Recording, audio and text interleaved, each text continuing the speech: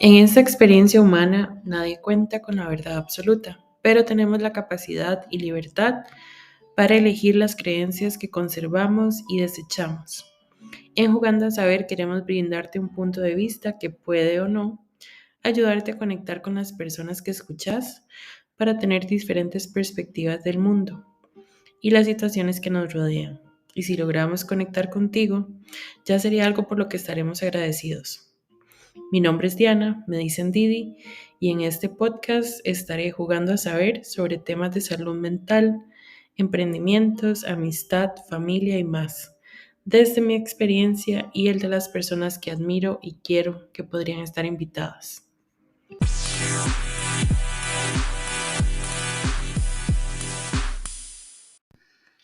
El día de hoy, y hago la advertencia antes de empezar este episodio, puede que hayan spoilers de las películas Barbie y Oppenheimer. No sé si ustedes fueron fiebres de toda esta avalancha, el marketing de Barbie que fue súper financiado por el gigante budget que tenían y el apoyo de la marca de las muñecas Mattel, que obviamente, imagínense, desde los años 50 que sacaron la primera muñeca y todas las versiones que han sacado y todas las asociaciones que tienen con Disney. Es una empresa obviamente súper millonaria. Entonces tenían el apoyo de Mattel y de las productoras y de todo. Entonces el marketing se vino desde el primer trailer, donde básicamente se hicieron dueños del color rosa. Pero me gustó porque siento que fue un marketing colaborativo, donde le dieron la oportunidad a gente que ni siquiera tenía algo que ver con Barbie, de sacar su versión Barbie de las cosas y literalmente levantarse montándose en la ola del marketing. Entonces, siento que fue un movimiento muy bonito y permitió mucho como ver el poder de las redes sociales, el poder del FOMO y el poder de las tendencias. Entonces, bueno, dicho esto, quiero empezar hablando de que esta película me tocó fibras muy sensibles. Yo creí que yo iba a llorar porque una persona a la que yo quiero mucho me dijo que lloró y él la vio antes que yo. Y a él le cuesta mucho llorar. Entonces yo dije, bueno, si él lloró y le cuesta llorar, fijo, yo voy a llorar mares de lágrimas, ¿verdad? Y a pesar de que sí tuvo un momento así que yo dije, estoy a punto de llorar, como que alguien se rió muy fuerte en la sala de cine y como que me cortaron las emociones. Y eso me ha pasado varias veces. Yo no sé si ustedes se acuerdan de cuando vino esta película de Bajo la misma estrella. Esa película básicamente es para sentarse, como dicen, a moco tendido a llorar. Y recuerdo que fui al cine con un amigo y la sobrina de él. Y cuando estábamos así, ya en el punto en que uno se va a estallar a llorar, alguien lloró tan feo en la sala, así como literal ugly crying, así como sollozando, ¿verdad? Y el sonido fue tan, como tan, no sé, tan irreal o tan... O sea, se oía falso, pero no era falso, pero uno no podía creer como que alguien estuviera llorando de esa forma. Entonces como que también me frenó el llanto.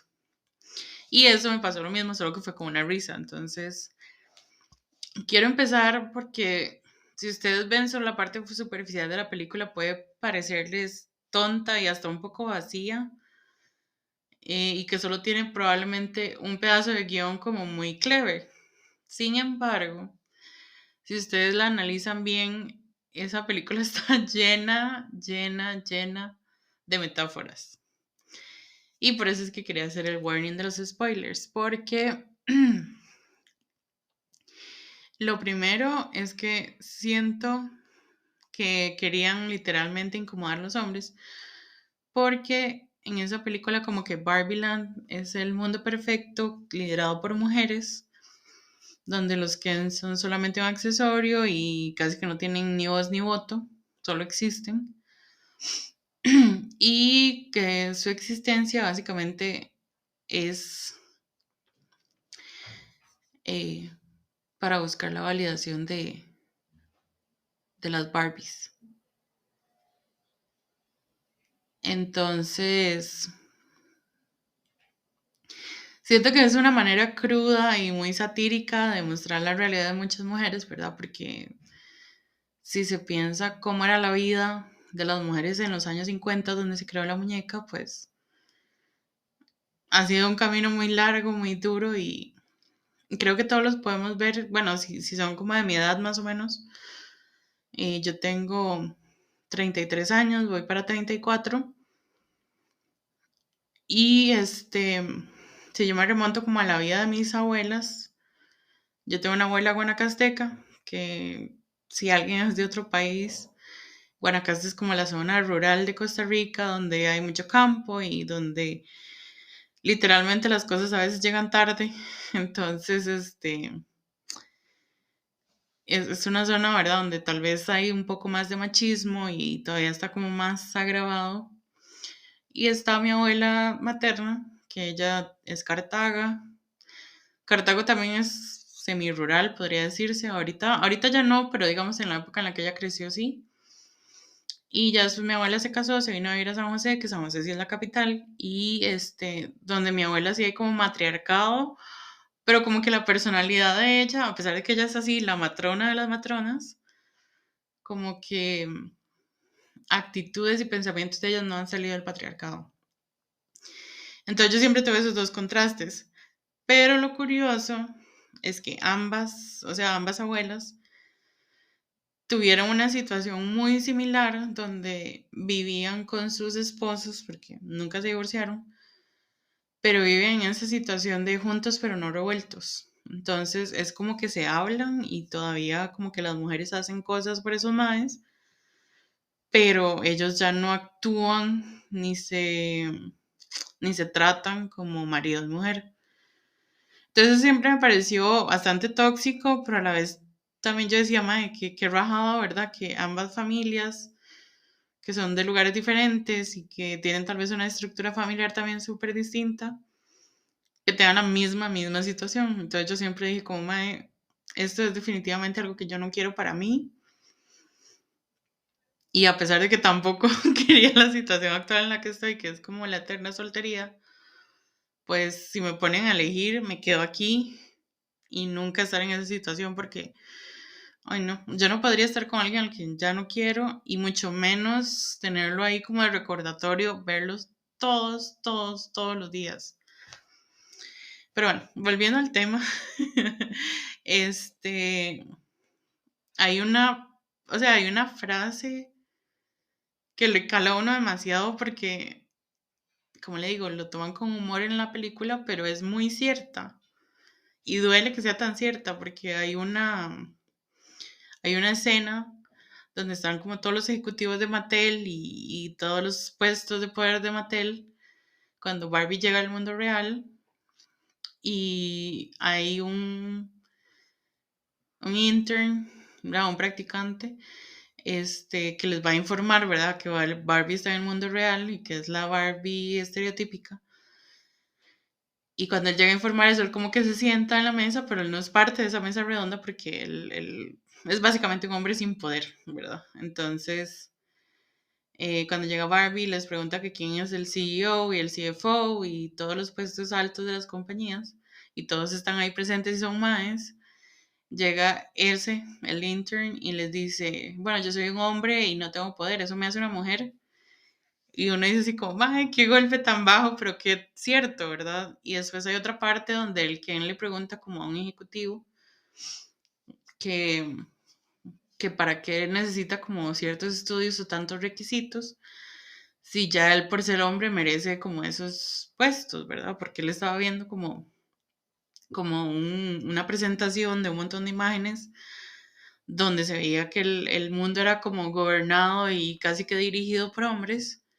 Entonces el Ken como que se hace idea, ¿verdad? El mae dice, mae, yo no ocupo nada aquí con ser hombre suficiente.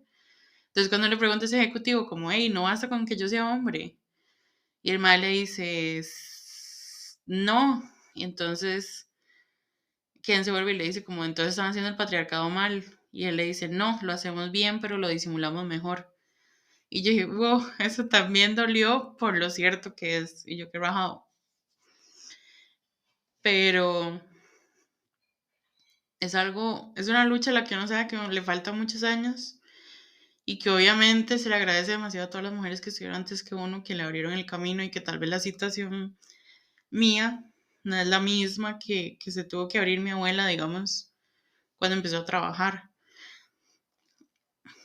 Pero, digamos, actualmente igual uno sabe que hay ciertas cosas, ciertas profesiones, ciertos lugares, ciertas opiniones, donde el ser mujer simplemente es como invalidado. Entonces, siento que es una forma muy sutil y muy creativa de criticar eso en la sociedad y eso me fascinó.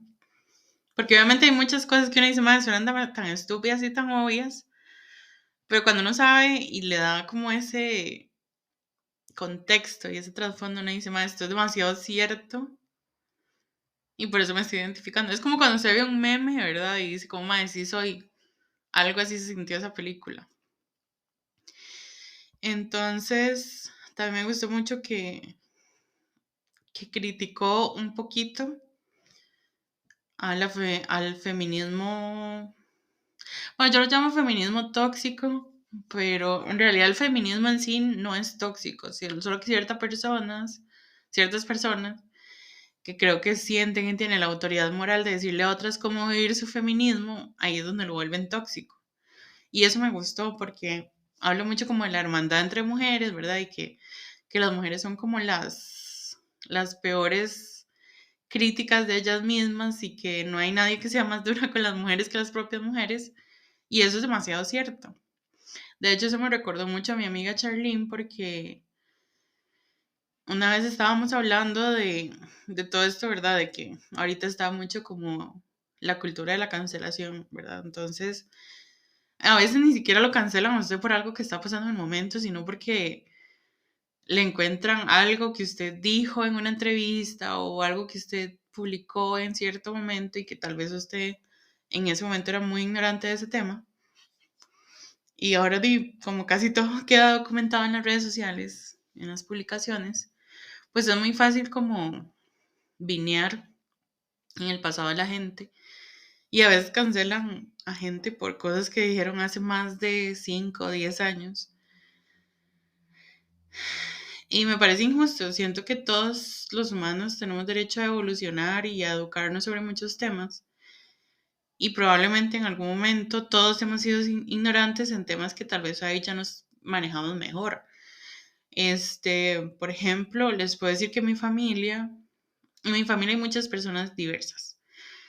En mi familia hay lesbianas, hay gays, hay bisexuales y estoy yo, la sexual.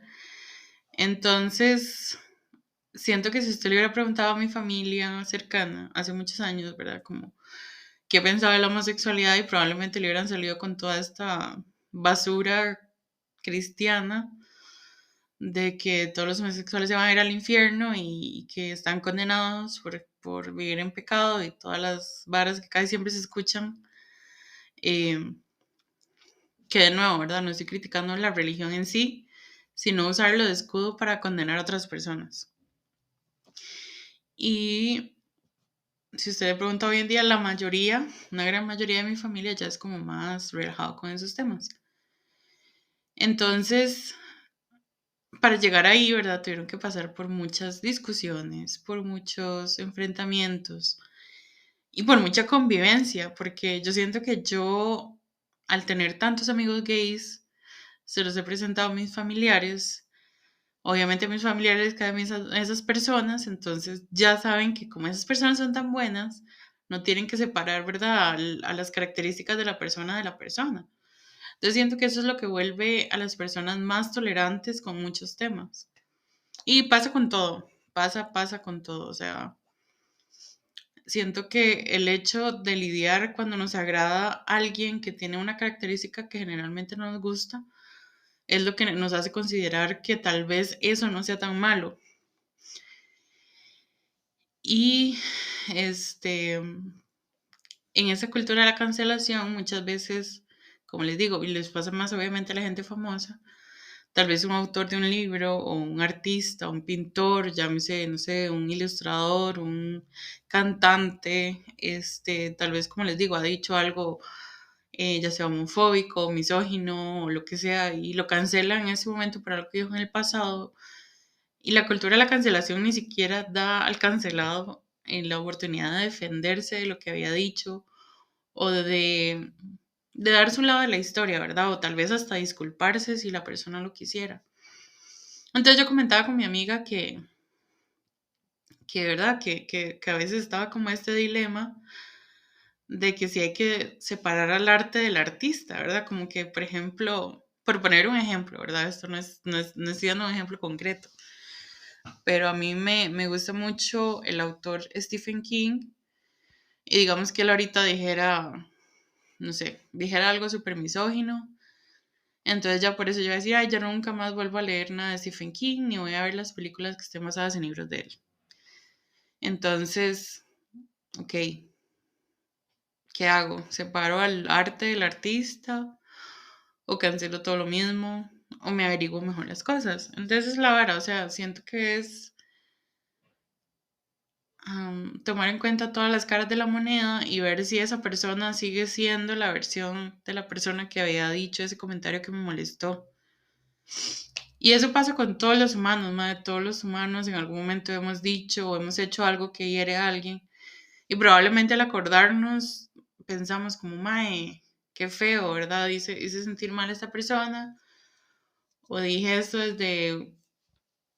desde un lugar de ignorancia y honestamente ya no me identifico con eso que dije. Entonces, si usted solo se lo dijo a alguien y solo se escuchó y ya y no hubo documentación, pues bien por usted, porque probablemente lo único que le quede sea el sentimiento de culpa, pero si usted lo tuiteó, si usted lo publicó, si usted lo escribió, pues ahí puede traerle tal vez repercusiones luego. Entonces, eh, es una de las cosas en las que me hizo pensar eso, ¿verdad? Que en uno de los discursos y en los diálogos más bonitos de la película decía eso, ¿verdad? Como que a veces cuesta mucho quedarle bien a todas las partes a las que usted cree que les debe algo y es muy difícil, porque siempre en algún aspecto de su vida usted no se va a sentir lo suficientemente, agregue adjetivo para y agregue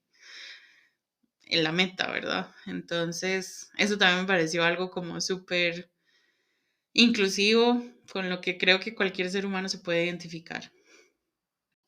Ok, y bueno, volviendo a lo de Barbie, sí siento que es una crítica generalizada a la sociedad mundial, pero sí está como dirigida como para hacer ese abrazo, esa validación o esa palmadita en las espaldas de las mujeres que no sé si algún momento se han puesto a pensar, ¿verdad? En todas las frases. eh, Son frases que diría yo que serían como represivas para mujeres, como las de calladitas más bonita, y no sé, y todas esas cosas que le decía a uno a las mamás cuando estaba chiquitita, ¿verdad? Las señoritas no se sientan así, las señoritas no se visten así, las mujeres no hablan así, todo eso, ¿verdad? Que uno lo hacía sentir incluso insuficientemente mujer, solo por sentirse cómoda con X o Y, ¿verdad? Que no se esperaba que usted se sintiera cómoda con esas cosas. Entonces, esa parte, ¿verdad? Que uno dice, madre, alguien pensó en eso y lo hizo un fenómeno mundial y ahorita está en la pantalla grande para que todas las mujeres digan, madre, usted no está sola. Todas hemos estado ahí en diferentes, tal vez, variaciones, pero todas hemos estado ahí. Entonces, en este discurso super chiva de la película, la que lo dice es América Ferrara y ella como que recalca que las mujeres en casi todas las situaciones, a pesar de lo difícil que es, como que siempre les recuerdan que tienen que estar agradecidas por Y es cierto, o sea, es como que si a usted le dan un puesto de alto poder en una empresa, es como, y debería estar agradecida porque, y casi siempre ese porque viene desde la carencia. Y esto viene también desde muy atrás, de nuevo, viene como desde sociedades y generaciones atrás, ¿verdad? Que siempre cuando le exigen a usted que sea agradecido por algo, viene desde la carencia. Fijo, con eso que voy a decir, todo el mundo se puede identificar. En algún momento nuestros papás o nuestros abuelos nos decían, agradezca que usted está, que tiene comida en el plato porque hay cientos de niños en África que no pueden o que no tienen que comer. Y eso es lo que voy a explicar.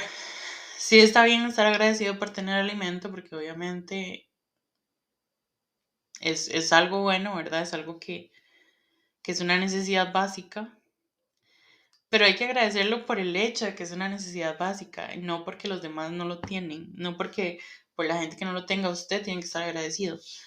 Porque si usted solo agradece desde la carencia, entonces se va a sentir también culpable muchas veces. Igual viene con el empleo, o sea, estaba viendo también un día de estos un reportaje del semanario Universidad que decía que con el gobierno de este presidente, que no quiero ni siquiera nombrarlo porque honestamente el mae no merece mi espacio en mi podcast, este, que ha tenido la tasa de desempleo más alta en los últimos años.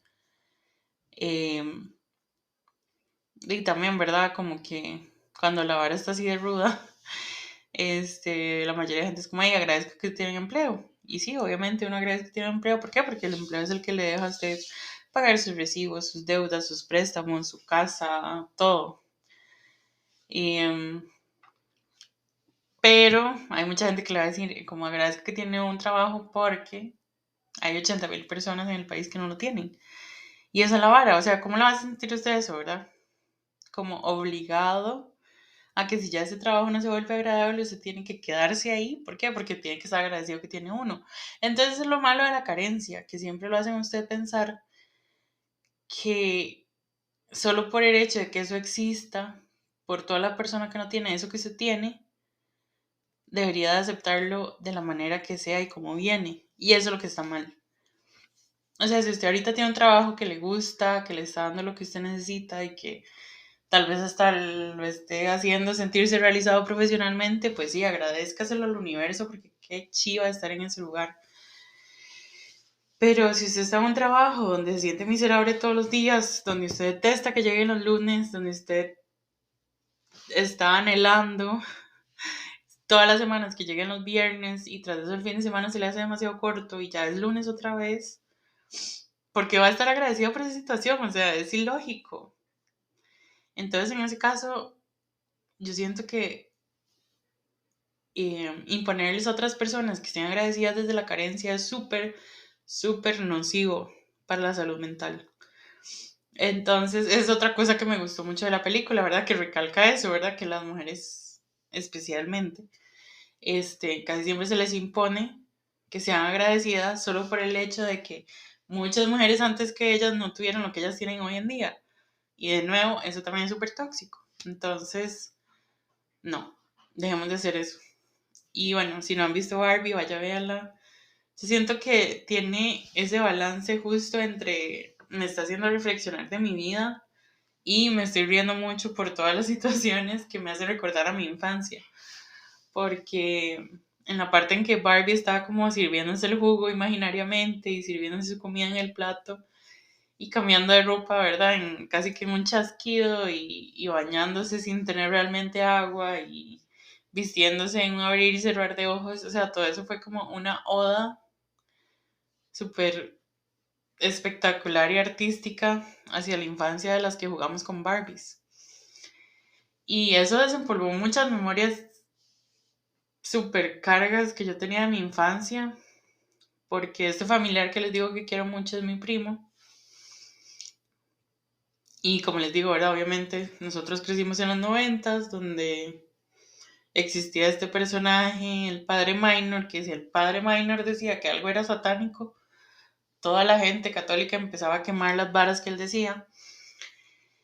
Y obviamente en esa época, pues, no estaba normalizado hablar de homosexualidad y un montón de temas que ahora tal vez están no normalizados, porque no puedo decir que ya estamos ahí, pero que ya están más aceptados por una gran mayoría.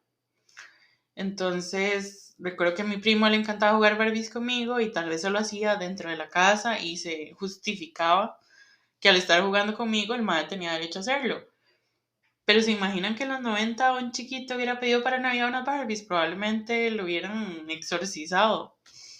Entonces siento que esta película también está dirigida a ellos porque ahora que ya está un poquito más aceptado, un adulto que tal vez vivió reprimido jugando Barbies con las primas, con la hermana o lo que sea, ya ahorita puede comprarse sus Barbies y darle una palmadita y un abrazo a su niño interno que no pudo jugar con Barbies propias en su infancia. Entonces, no sé, siento que toda la película es como una terapia gratis de 2 horas que le sirve mucho a los niños que crecieron en los 90. Este, y como un mensaje súper positivo, donde se explotó mucho el eslogan de Barbie, ¿verdad? Que es sé lo que quiere hacer.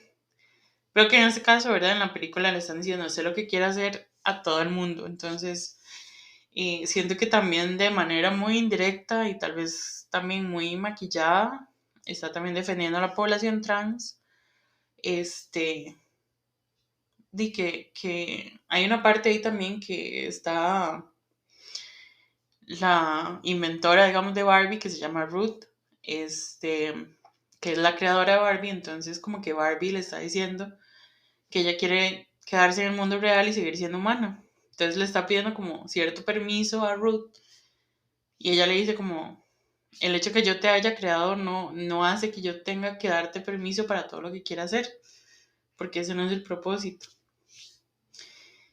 Y eso también, o sea, fue como, me explotó la mente porque yo, madre, qué bonito, porque de cierta forma, ¿verdad? En la forma de creador puede estar representando, ¿verdad? Metafóricamente a Dios o a su higher power o a sus papás, que el hecho de que usted sea gay, trans, bisexual, pansexual, no hace que usted necesite el permiso de sus creadores para poder serlo. Sí, puede ser lo que quiera hacer.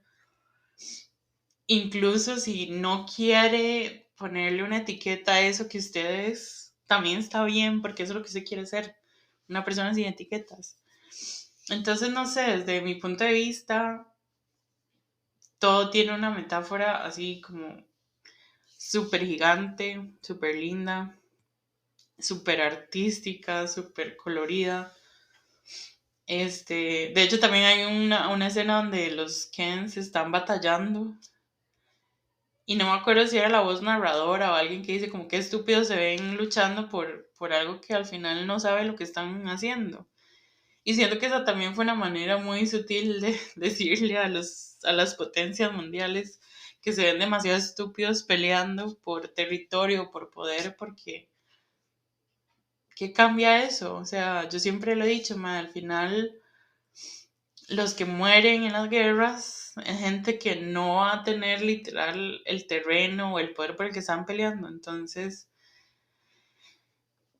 va a sonar horrible, pero al final están peleando por una causa ajena y a veces está perdiendo la vida por eso. Y casi que pasa con todo, ¿verdad? Pero eso también me pareció muy chiva. Y creo que podría sacarle mil significados a todas las escenas que estoy así como más o menos recordando la película, pero siento que de verdad todos los niños de los 90s y los early 2000s tienen que ver esa película para como para agarrar poder y fuercita para seguir con la vida. Y bueno, no sé si también vieron el movimiento de Barbenheimer, pero de verdad se había hecho como una discusión como de que era necesario ver las dos películas porque eran dos lanzamientos muy esperados. Pero lo que estaba en discusión era como en qué orden verlas. Y bueno, en mi caso yo vi primero Barbie y después Oppenheimer Y Oppenheimer, obviamente, ¿verdad? Como si está basado como en hechos más reales. Y lo que no lo hace más es como ver la perspectiva de la persona, de por qué hizo lo que hizo y qué motivaciones tenía y obviamente, ¿verdad? La revolución que eso causó en el mundo. Pero de cierta forma también se relaciona mucho con Barbie porque también estaba ese sentimiento de culpa, ¿verdad? De que el mae sí creó algo súper grande y todo, pero tenía ese pequeño chance de destruir el mundo y aún así lo hizo. Pero lo hizo porque tenía demasiada gente encima presionándolo de que si no lo hacía él, lo iba a hacer alguna de las otras potencias. Entonces, eso también de cierta manera cambió el mundo, ¿verdad? Pero eso lo hace reflexionar a uno, pero tal vez no tanto como en introspectiva, sino como ya analizar las cosas que están pasando en el mundo en ese momento, ¿verdad? De hecho, ayer yo estaba con mi mejor amiga en el Prado, y ahí como por Plaza del Sol. Estábamos sentadas hablando y nos pusimos a hablar como de películas de terror. Y de repente se vino este ventolero horrible que de verdad nosotras sentíamos que nos iba a levantar. O sea, y eso no suena como humanamente posible de ver, pero, o sea, de repente empezó como a llover, hizo frío terrible y nosotros veíamos que las señales de alto y todos estaban casi que tambaleando. Y como estábamos hablando de películas de terror, yo dije, madre, parece Destino Final esto. Y entonces, ¿verdad? Viene todo lo del cambio climático, ¿verdad? Que el cambio climático también ha venido de muchas otras decisiones, que obviamente también como humanidad entera hemos hecho mucho daño al ambiente, pero los daños que han sido más agravantes han sido ese tipo de experimentos, ¿verdad? Como lo que se habla en Oppenheimer, que tenían la posibilidad de dañar la atmósfera, destruir el mundo. Y obviamente, ¿verdad? Hablando de la bomba atómica, han hecho un montón de experimentos más de armas y no sé, de industrias que tal vez ya deberían de haberse extinguido y ahí siguen. Entonces, al final todo está como relacionado, ¿verdad? Que muchas decisiones que a veces están en manos de muy pocos afectan al colectivo. Entonces, ay, no sé, siento que a mí todas esas películas me hicieron como pensar demasiado en mi situación interna, mi situación externa y cómo de verdad el poder de las grandes decisiones se concentra en muchas cabezas y en muchas cabezas que generalmente son Kens, son Kens antes del discurso de Barbie. Entonces, ay, no sé, pero de verdad siento que hay un antes y un después de ver estas películas que tal vez no es que le van a cambiar su vida de manera entera, pero definitivamente se van a quedar en su mente como un jingle pegajoso y usted va a estar diciendo, ay, sí, esto podría significar esto podría ser esto y esto probablemente tengo que ver con aquello otro. Y uno se siente como esos memes, ¿verdad? De las fórmulas matemáticas analizando todo. Y más si usted es un overthinker como yo. Entonces, no sé, todo esto me ha tenido la mente muy ocupada, pero lo bueno es que estamos en fin de semana largo, entonces tengo tiempo para pensar en estas cosas y por eso dije, tengo que hablar de eso en mi podcast. Así que de verdad les recomiendo esa película. Siento que Barbie se va a convertir en una película de culto, así como Mean Girls, así como Legalmente Rubia, que es una de esas películas que tal vez uno después de un breakup va a tener que verla, porque yo tengo mi lista de películas que veo, tal vez no en un breakup, pero sí tal vez en un heartbreak o en esos momentos en que uno necesita como un closure para ciertas situaciones. Entonces definitivamente Barbie va a liderar esa lista ahora. Este, pero sí, siento que Barbie ha sido una lección para el mundo, tanto la película como todo el marketing que se hizo antes y cómo generar expectativa. Ah, bueno, y quiero cerrar diciendo que la película Barbie no me hizo querer un Ken, me hizo querer un Alan. Yo estoy enamorada de Alan. Alan es como el tipo de mae con el que uno construiría una vida, porque el mae literal estaba dispuesto a ir contra los de, entre comillas, su tipo, solo por mantener un equilibrio en el mundo donde las varas parecían más justas y tenían más sentido. Y bueno, aparte que yo amo a Michael Cera, pero eso me pareció súper chiva, o sea, él lo amé tanto, de verdad. Y no tiene nada que ver con que sea pelirrojo, que si mis amigos están escuchando este episodio, saben que a mí me encantan los pelirrojos, pero en este caso definitivamente no tuvo nada que ver con eso. Así que sí, gracias por escucharme hablando paja, nos vemos en el siguiente episodio y les deseo una muy feliz semana y un feliz fin de semana largo. Y bueno, los que van a la romería y todo eso se cuidan porque ahorita están pasando muchos desastres naturales. Si ahorita buscan lo de Aguasarcas y lo que pasó ayer en la tormenta, de verdad cuídense. Y como dice mi abuela, anden ojo al Cristo, usen protector solar y tomen mucha agüita y todas las precauciones necesarias.